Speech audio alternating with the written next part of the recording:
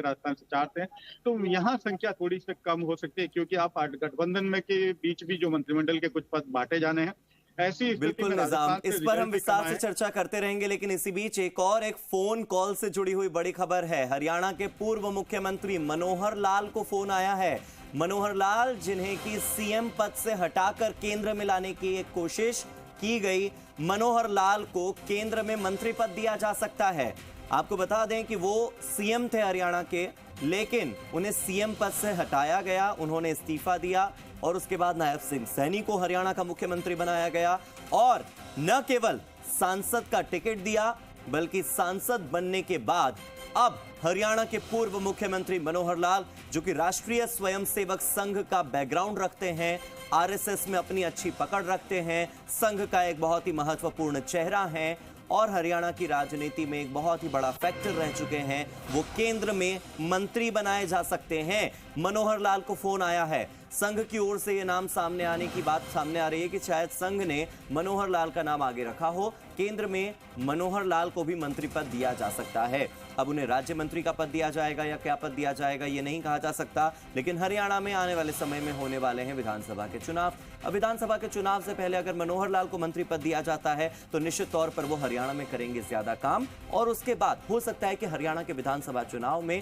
एक बार फिर से अगर बीजेपी को अपनी सरकार रिपीट करनी है तो मेहनत करनी पड़ेगी, क्योंकि इस बार लोकसभा के चुनाव में यह बात साबित हो चुकी है कि हरियाणा की जनता का पलड़ा इस वक्त किसी भी तरफ भारी नहीं है।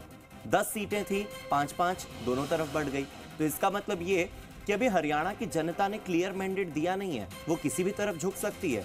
और अगर हरियाणा की जनता को अपनी तरफ झुकाना है तो मनोहर लाल को केंद्र में मंत्री पद दिया जा सकता है और मनोहर लाल की भूमिका, उनका योगदान आने वाले हरियाणा विधानसभा चुनाव में महत्वपूर्ण हो सकता है। तो हरियाणा के पूर्व सीएम मनोहर लाल को कॉल गया है, इस तरह की खबरें लगातार सामने आ रही हैं। मेरे सहयोगी निजाम मेरे साथ लगातार जुड़े हुए हैं।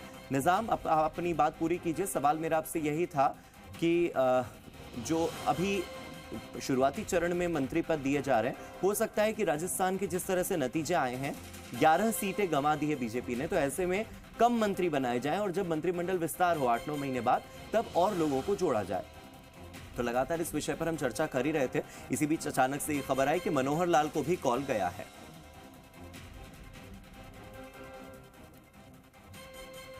और देखिए, ललन सिंह की भी तस्वीर हम आपको इस वक्त दिखा रहे हैं, क्योंकि सांसद ललन सिंह को भी कॉल गया है। सूत्रों के हवाले से यह खबर सामने आई है कि ललन सिंह को भी कॉल गया है और आज प्रधानमंत्री नरेंद्र मोदी प्रधानमंत्री पद की शपथ तीसरी बार लेंगे। समय तय हो चुका है 7:15 का, जगह तय हो चुकी है राष्ट्रपति भवन, लेकिन शपथ से पहले प्रधानमंत्री नरेंद्र मोदी ने बापू को नमन किया। सबसे पहले वो पहुंचे राजघाट और राजघाट जाकर उन्होंने महात्मा गांधी को श्रद्धांजलि दी। राजघाट के बाद सदैव अटल यानी कि पूर्व प्रधानमंत्री अटल बिहारी वाजपेयी के समाधि स्थल पर जाकर उन्होंने अटल बिहारी वाजपेयी को नमन किया, पूर्व पीएम अटल जी को उन्होंने याद किया। इसके बाद नरेंद्र मोदी ने वॉर मेमोरियल में जाकर शहीदों को नमन किया। आप सीक्वेंस देखिए, पहले बापू, फिर अटल बिहारी वाजपेयी और उसके बाद शहीदों को नमन। कुछ ऐसा ही सीक्वेंस आपने इससे पहले देखा होगा। जब एनडीए संसदीय दल का नेता नरेंद्र मोदी को चुना जाता है, वो सबसे पहले जाते हैं लाल कृष्ण आडवाणी के पास, फिर आप सीक्वेंस देखिए, फिर वो जाते हैं डॉक्टर मुरली मनोहर जोशी के पास, बीजेपी के 2 संस्थापक सदस्यों के पास, फिर वो चाहते तो राष्ट्रपति द्रौपदी मुर्मू के पास जाते, लेकिन उससे पहले वो जाते हैं पूर्व राष्ट्रपति रामनाथ कोविंद के पास और उसके बाद वो राष्ट्रपति द्रौपदी मुर्मू के पास जाते हैं। ये सीक्वेंस, ये है वो क्रोनोलॉजी जिसको समझना होगा। और आज की इस क्रोनोलॉजी को देखिए, राजघाट, सदैव अटल और वॉर मेमोरियल।